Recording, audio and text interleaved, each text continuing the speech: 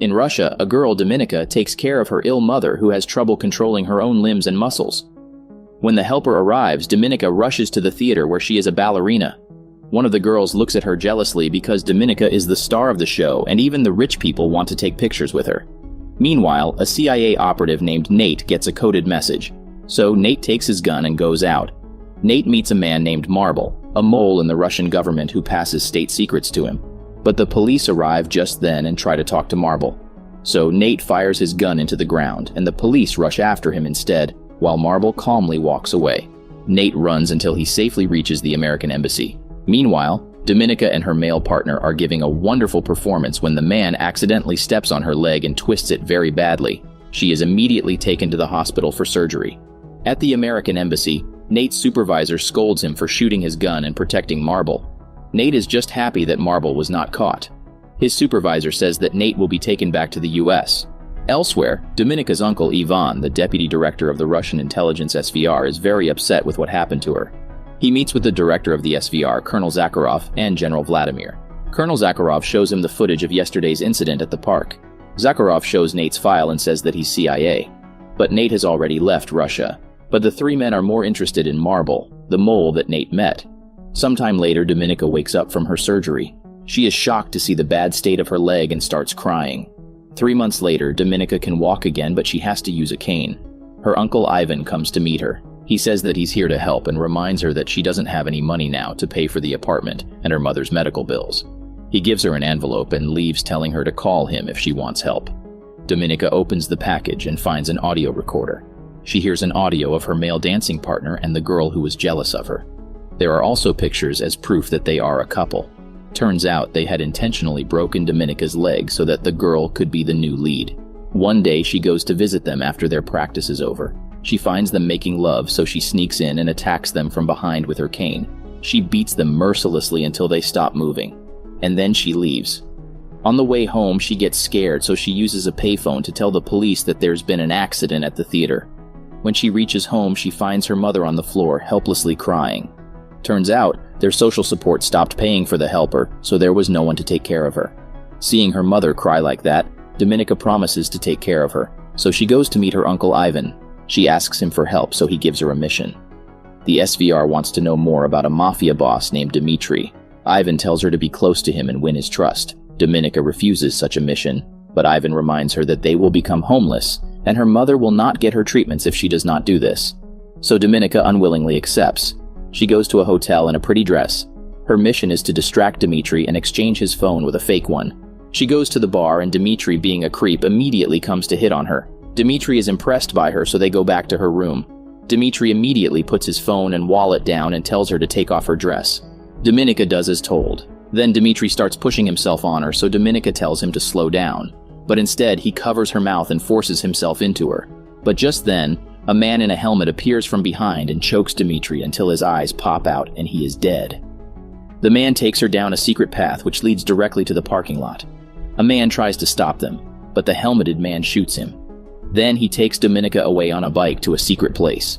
The whole thing is being observed by General Vladimir and Ivan. Then Ivan goes to Dominika, who scolds him for putting her in danger. Ivan says that she has the potential to be an SVR agent. He can give her the training if she wishes. Dominika accepts because this is the only way her uncle is willing to help her and her mother. Her mother disapproves of Ivan because of his line of work. She warns her not to give everything to him. Dominika is taken to a special facility where she is met by a woman known simply as Matron. Matron says that Dominika is unique because all the other recruits have a military background. Later, Matron says that all the recruits will be called sparrows.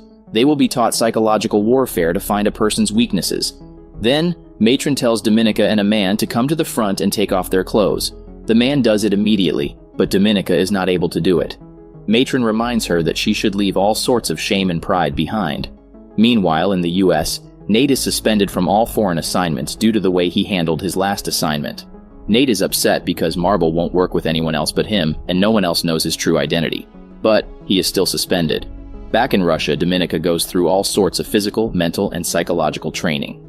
In the US, Nate convinces his supervisors to let him go somewhere in Eastern Europe and make contact with Marble. His supervisors allow him.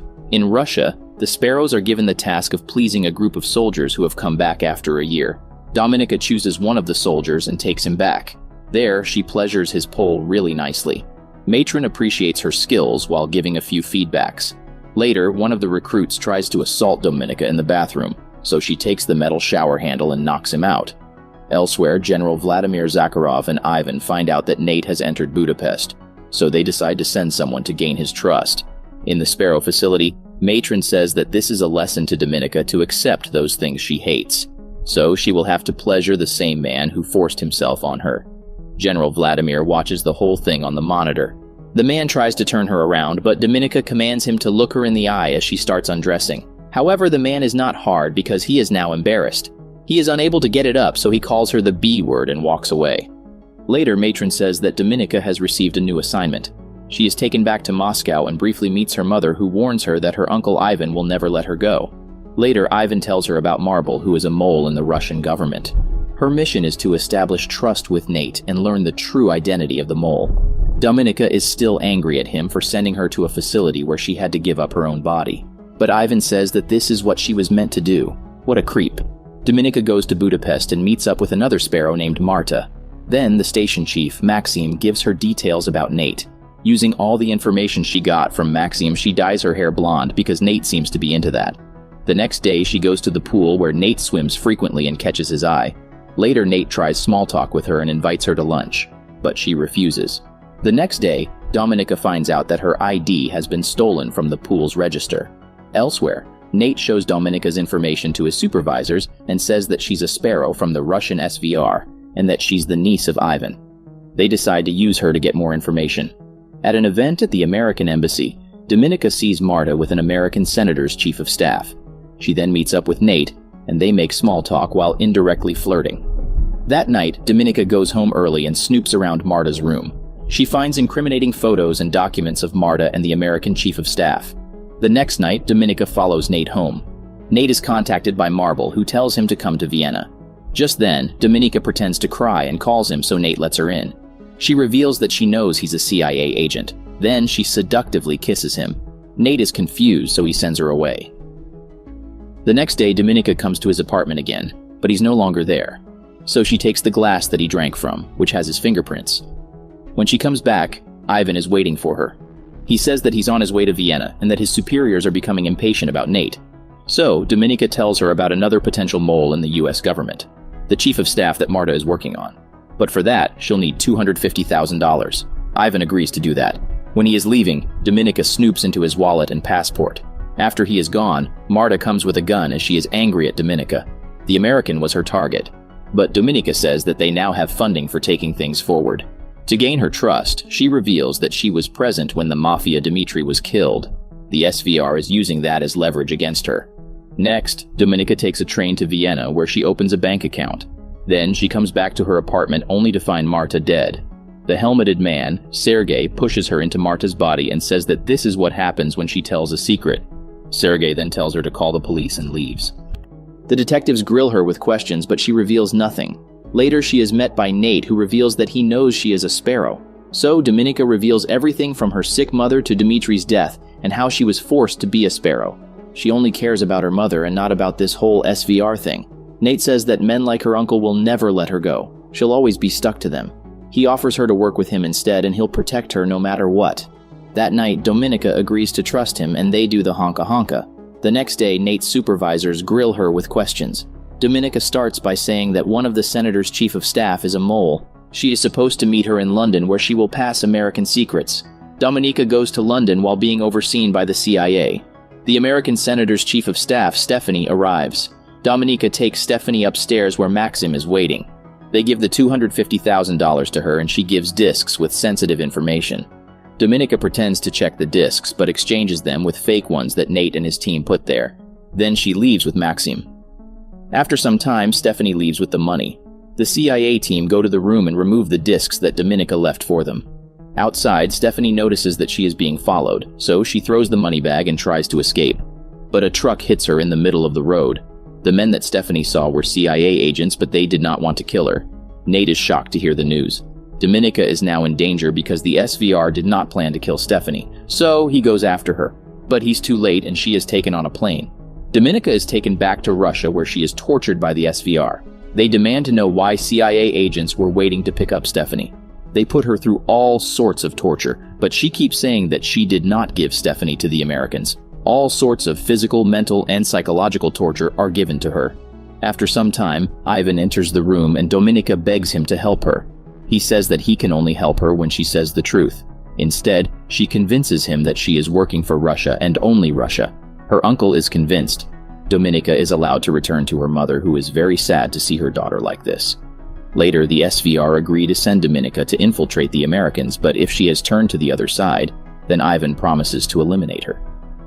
Dominika goes back to Nate, who is very happy to see her. Dominika asks to be taken to America along with her mother and given $250,000 for resettlement. She asks for the money to be sent to her account in Vienna. Nate agrees immediately. It's clear that Nate is in love with her. They do the honka-honka again. That night, Dominika wakes up to find Sergei choking Nate. So she takes his arms and legs and ties them up. Then Sergei starts using torture devices to peel off his skin. Dominika demands to know the real name of Marble, but Nate says nothing. So she takes the device from Sergei and starts torturing Nate, but she suddenly attacks Sergei and cuts off Nate's ropes. Sergei wakes up and cuts Dominika and Nate. Despite being injured, they work together to cut Sergei, eventually killing him. Nate tells her to call the American embassy. Sometime later, she wakes up in a state hospital. General Vladimir comes to meet her and tells her the story of how he was born in a prison and how he had seen the broken bureaucracy of the Russians. So, he chose to work with the Americans. He is the mole named Marble that Nate was working with. So now Dominika has the option of handing him over to the SVR and being a national hero. She will get the life she wants. But in return, he wants her to take his place and be the mole that the Americans work with. Dominika says that they will kill him, but he does not care because all he wants is to change this messed up system of the Russians. So she arranges a meeting with director Zakharov and tells him who the mole is. So the Russians offer to give the mole to the Americans if they give Dominika back to them. They set up the exchange to be done at night. Nate is angry at Dominika for revealing the name of the mole, as he believes that there are some things you're not supposed to sacrifice. But the man turns out to be Ivan, not Vladimir. Dominika gave the Russians the wrong name, so Nate quickly lies and says that he's the mole. Turns out, Dominika had planted Nate's glass with his fingerprints in Ivan's apartment. The bank account she opened in Vienna was also in his name and passport number. The details that she got from peeping into his wallet. It has $250,000 sent by the Americans, and finally the discs turned out to be fake. Ivan is shocked that Dominika would do this to him, but he cannot do anything. The prisoner exchange is made. Just then, a Russian sniper shoots Ivan in the head, and they all run away with Dominika. Sometime later, she is given honors and awarded for her service to the country. Vladimir smiles that she played such a risky game. Later, she spends time with her mother, who is very proud of her. A long time later, Nate calls him.